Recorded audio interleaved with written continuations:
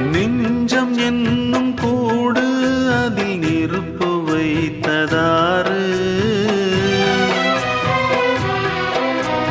துன்பம் வந்த போதும் அதை துடைப்பதிங்கு யாரு?